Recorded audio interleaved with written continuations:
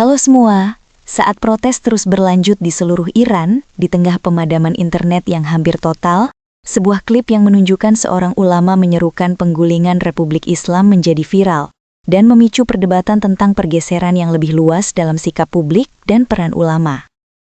Video yang beredar luas itu menunjukkan seorang ulama lanjut usia, yang menyebut dirinya sebagai Ali Kashani. Dia menanggapi pertanyaan dari seorang wanita yang merekamnya di jalan yang ramai yang tampaknya berada di Teheran. Dia mengatakan bahwa dia menentang apa yang disebutnya sebagai pemerintah kriminal dan pembunuh, di tengah para pembeli dan pejalan kaki berlalu lalang di lokasi kejadian. Dalam rekaman tersebut, ia mengecam pendiri Republik Islam Ruhollah Khomeini dan menyebutnya sebagai pemberontak. Dia berkata Ruhollah Khomeini telah merugikan rakyat, negara, dan agama, serta menyerukan kepada masyarakat untuk bangkit melawannya. Seorang wanita di luar kamera terdengar meneriakkan "Matilah Khamenei" dan menghina Khomeini, sementara ulama tersebut memberi isyarat persetujuan. مخالفم با این حکومت جنایتکار آدمخور. خدا لعنت کنه خمینی رو که فکر در مملکت ما درست که ملت ایران و مملکت ایران و به دین ضربه زدن. بر همه مردم واجب است که بلند بشوند و کلک این حکومت خبیث آدمکش رو بکنند. خدا لعنت کنه خمینی و خامنه ای. خدا لعنت کنه خمینی و خامنه ای. ممنونم حاج آقا. بله. باریکالله. Salah satu ciri yang menonjol dari gelombang protes saat ini adalah jumlah peserta yang terlihat di kota terbesar kedua di Iran, Mashhad, dan di pusat seminari Syiah Qom. Kedua kota ini telah lama dipandang sebagai benteng ulama garis keras yang memiliki pengaruh atas pemerintahan lokal, termasuk pengangkatan dan pemberhentian pejabat. Selama demonstrasi baru-baru ini, para pengunjuk rasa di beberapa kota meneriakkan slogan-slogan seperti "Para ulama harus pergi dan menghilang", dan "Selama para ulama masih terbungkus kain kafan, tanah air tidak akan merdeka". Di beberapa kota, para pengunjuk rasa menggunakan slogan-slogan anti-ulama, dan beberapa di antaranya menargetkan tempat-tempat keagamaan. Ada laporan bahwa sebuah seminari di Mashhad dan sebuah masjid di lapangan Kach di Teheran dibakar. Selama protes perempuan kehidupan kebebasan sebelumnya, video orang-orang yang menjatuhkan sorban para ulama juga tersebar luas dan menjadi simbol perlawanan terhadap lembaga keagamaan. Pemerintah Iran telah lama berupaya menampilkan ritual keagamaan publik, seperti peringatan Asyura yang masih dirayakan oleh banyak warga Iran setiap tahunnya, sebagai bukti dukungan rakyat terhadap Republik Islam.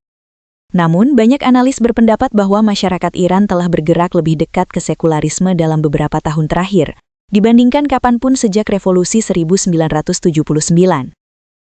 Bahkan di kalangan mereka yang mempertahankan keyakinan agama, permusuhan terhadap pemerintahan berbasis agama semakin meningkat.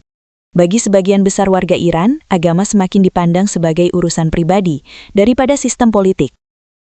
Pada Februari 2024, hasil laporan penelitian rahasia yang ditugaskan oleh lembaga negara bocor. Studi tersebut didasarkan pada wawancara tatap muka dengan lebih dari 15.000 individu yang dipilih secara acak, berusia di atas 15 tahun di seluruh Iran. Menurut temuannya, lebih dari 70% responden mendukung pemisahan agama dan politik, sementara hanya sedikit lebih dari 20% yang menentang pemisahan agama dan politik. Survei yang sama menemukan bahwa 85% responden percaya bahwa praktik keagamaan di kalangan penduduk telah menurun dibandingkan dengan 5 tahun sebelumnya. Dan lebih dari 80% memperkirakan masyarakat akan menjadi semakin kurang religius dalam 5 tahun mendatang. Dalam waktu singkat setelah diunggah, video tersebut ditonton ratusan ribu kali dan memicu reaksi yang kuat sebelum akses internet sepenuhnya dimatikan. Banyak pengguna menuduh ulama tersebut oportunis, dengan alasan ia mengubah pendiriannya karena percaya bahwa keruntuhan Republik Islam sudah dekat. Seorang pengguna menulis, "Mengapa terburu-buru sekarang? Dia bisa saja menunggu 46 tahun lagi untuk bersaksi tentang kejahatan dan penjarahan Islam ini." Pengguna lain menulis, "Ulama yang baik adalah ulama yang telah meninggal. Matilah dan buatlah bangsa ini bahagia." Komentator lain menulis, "Jangan tertipu oleh para ulama. Siapapun yang masih bersemangat dengan kata-kata ini setelah 47 tahun mengalami penghinaan di bawah pemerintahan ulama, hanyalah seorang pengkhianat bodoh." Seorang ulama yang baik adalah ulama yang sudah mati. Yang lain menulis, jika ada ulama yang terhormat, mereka pasti sudah meninggalkan jubah dan sorban simbol penindasan ini sejak lama. Beberapa pengguna berusaha membedakan antara ideologi dan penampilan. Salah satu pengguna menulis, ketika saya mengatakan matilah para ulama, yang saya maksud adalah matilah sistem politik dan ideologi yang sudah usang itu, bukan pakaian orang tersebut. Namun beberapa pengguna menyatakan persetujuan yang hati-hati terhadap pernyataan ulama tersebut. Salah satu pengguna menulis, saya tidak peduli dengan pakaian atau profesinya, tetapi dia mengatakan yang sebenarnya. Tidak ada yang merusak agama seperti yang mereka lakukan. Seorang pengguna pro pemerintah bereaksi dengan marah, menulis, ulama ini adalah seorang kafir yang menganggap agama hanyalah mitos dan cerita. Imam Khomeini dan Imam Khamenei tidak lain adalah nabi dan imam yang ditunjuk secara ilahi, seperti Imam Ali dan Imam Hussein. Pembunuhan massal dilaporkan terjadi ketika pasukan keamanan menggunakan tembakan langsung terhadap para demonstran di seluruh negeri. Perkiraan awal menunjukkan korban jiwa yang besar, seiring dengan berlangsungnya penindakan besar-besaran di tengah pemadaman internet yang hampir total. Rekaman yang dikirimkan ke Iran Internasional dari Kahrizak, selatan Teheran menunjukkan beberapa mayat di dalam kantong jenazah. Menurut keterangan mata-mata yang menyertai video tersebut, puluhan mayat terlihat di lokasi kejadian, dan mayat tambahan dilaporkan ditemukan di gudang industri lain di dekatnya. Serangkaian video yang diperoleh Wahid dari Pusat Forensik Kahrizak di Teheran menunjukkan barisan mayat yang dilaporkan diangkut oleh truk pickup setelah penindakan terhadap protes di Iran pada 8 Januari 2026. Dalam salah satu klip, label di layar menyebutkan foto nomor berapa dari 250, yang menunjukkan skala korban jiwa. Dua saksi mata yang mengunjungi Kahrizak untuk mencari orang-orang terkasih mereka, mengatakan kepada Iran Internasional bahwa mereka melihat lebih dari 400 mayat di sana. Perkiraan paling konservatif menunjukkan bahwa setidaknya 2.000 orang telah tewas di seluruh Iran selama 48 jam sampai tanggal 10 Januari 2026. Seorang dokter di kota Ras di utara Iran mengatakan kepada Iran Internasional bahwa satu rumah sakit saja menerima setidaknya 70 jenazah. Pada hari Jumat saja, 44 jenazah dipindahkan ke Rumah Sakit Madani di Karaj dan 36 jenazah ke Rumah Sakit Gaim di Karaj. Sumber medis di kota-kota lain juga melaporkan jumlah kematian yang tinggi kepada Iran Internasional. Video-video yang sebelumnya dikirimkan ke Iran Internasional dari Fardis, Karaj, dan Rumah Sakit Al-Gadir di Teheran Timur menunjukkan pemandangan serupa, yaitu mayat-mayat berjatuhan di tanah yang mengindikasikan pembunuhan massal yang sedang berlangsung dan tidak terbatas pada sejumlah kota tertentu. Pemadaman internet yang dimulai pada 8 Januari telah membuat mustahil untuk mendapatkan gambaran lengkap tentang peristiwa di lapangan. Namun, banyaknya dan konsistensi laporan yang masuk menunjukkan bahwa kekerasan mematikan digunakan secara luas untuk membubarkan para demonstran.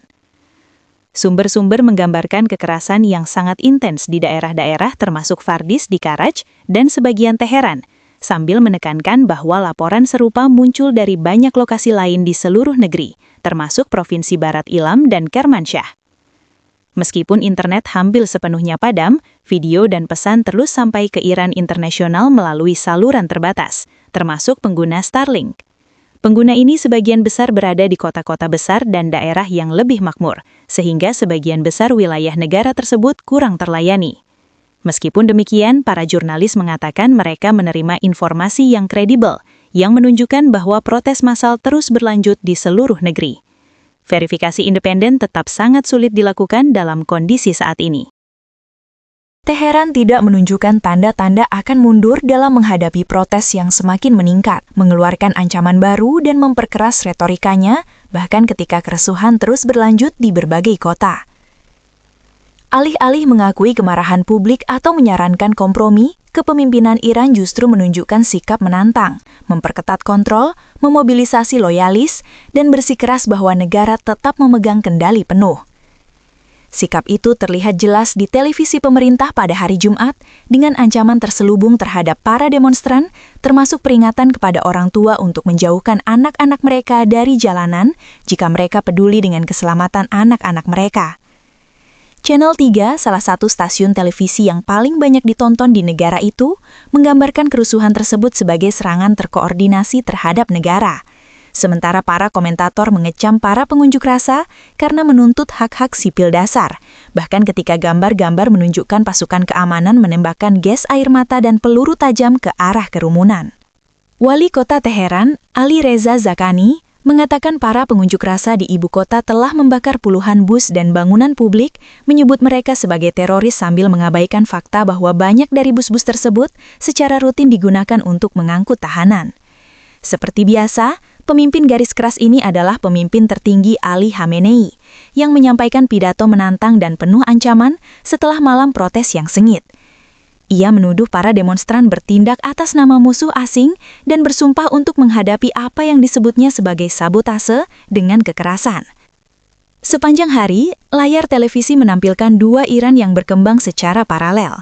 Di satu saluran, para pemuda berjanggut tipis menyanyikan lagu-lagu usang yang mengagungkan kekerasan dan pengorbanan atas nama pengabdian agama. Di saluran lain, gambar-gambar menunjukkan para pengunjuk rasa yang frustrasi menyerang sebuah supermarket hanya untuk pergi tanpa mengambil apapun. Kedua pihak tampaknya hidup di alam semesta moral dan politik yang berbeda.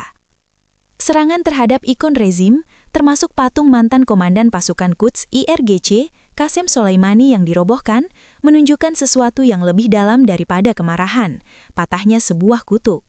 Selama beberapa dekade, Khamenei memutuk citra penguasa yang tak tersentuh, seorang raksasa yang menjulang tinggi di atas masyarakat yang sejak lama terbiasa takut akan mesin penindasan. Namun, kekuasaan seringkali mulai terkikis secara simbolis sebelum terkikis secara material. Tanggapan Republik Islam terhadap teriakan penolakan yang keras adalah dengan bersikeras, semakin lantang, bahwa tidak ada hal mendasar yang berubah. Namun, kebutuhan akan penegasan seperti itu sendiri sangatlah mengungkapkan. Raksasa tidak mengumumkan kekuatannya, mereka menerimanya begitu saja. Ketika kekuasaan harus terus-menerus dipertunjukkan, ditegaskan kembali dan ditegakkan di layar, seringkali itu karena mitos yang menopangnya mulai retak. Kepemimpinan Iran mungkin masih bisa menekan kerusuhan tersebut. Mereka masih punya alat-alat paksaan yang sangat ampuh. Tetapi adegan-adegan yang kini terungkap, bahkan melalui lensa sempit televisi pemerintah, menunjukkan bahwa sesuatu telah berubah. Negara itu meneriakan kepastian ke sebuah negara yang tampaknya tidak lagi yakin. Dan begitu momennya tiba, kejatuhan raksasa bukan lagi hal yang mustahil, meskipun belum sepenuhnya terjadi. Sampai berita ini kami tayangkan, protes di Iran masih belum reda, dan internet masih belum aktif seperti seharusnya. Sekian berita kali ini. Sampai jumpa di berita yang akan datang. Kita berharap yang terbaik untuk Iran. Tuhan Yesus memberkati. Naikkan gaji, kurangi pekerjaan, tambahkan fasilitas ibadah, perbanyak cuti. Aduh, pusing gue sama orang-orang ini. Kerjanya malas, keterampilannya kurang, tetapi nuntutnya banyak banget. Hai, apakah kamu baik-baik saja? Masalah SDM di perusahaan bikin aku pusing. Pasti masalahnya mereka malas kerja, kemampuan kurang, dan banyak menuntut kan? Loh, kok kamu tahu? Tentu saja, semua orang tahu sifat mayoritas Indonesia. Jadi solusinya apa? Apakah kamu sudah coba ganti dengan orang-orang Kristen? Orang-orang Kristen emang beda? Tentu saja beda. Orang Kristen cenderung lebih pintar, lebih rajin, dan tidak banyak menuntut. Oh, begitu ya. Tetapi di mana aku bisa mencari karyawan Kristen? Nah, sekarang sudah ada aplikasi Iktus. Kamu bisa dengan mudah mencari orang-orang Kristen yang mau kerja. Wah, aplikasi ini bagus sekali. Mulai sekarang saya akan cari karyawan di Iktus. Nah, buat kamu yang cari kerja, buruan bergabung dengan Iktus.com. Kami menunggu kamu di Iktus. Jangan lupa bagikan video ini Dan ajak teman-teman yang lain bergabung di Iktus. Yang bawahan dari Gabawan, kepalanya sungsang, otaknya diselangkang. Surganya cuma batang yang mencari lubang. Selalu mimpi disayang oleh para dayang. Hidungnya belang, mulutnya lancang, suka menantang.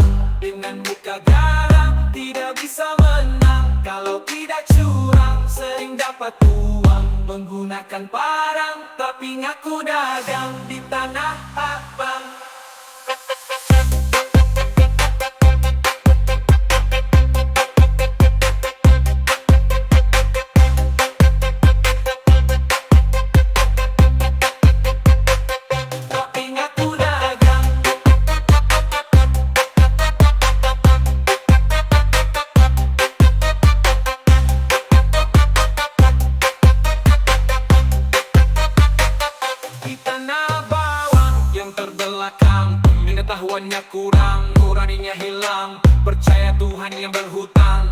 Nabi berperang, suka barang benci semua orang, merampok para tukang yang bekerja di ladang, memperbudak bujang dan perempuan yang malang. Baju putih dia pasang lalu pergi ke simpang. Ibadahnya adalah nampang supaya dikira nyumbang. Dongeng dia pegang, sejarah dia buang.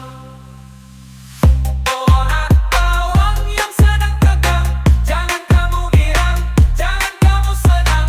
Tidak ada gamang, tidak ada bimbang. Gerakan kamu datang, disiksa sampai ke tulang. Di atas seutas ban kamu akan dipanggang sampai waktu yang panjang dan tidak terbilang. Hukumanmu seimbang dengan dosamu yang nyadang jika kamu tidak pulang dari jalan pedang. Jadi tobatlah sekarang sebelum kesempatanmu melayang.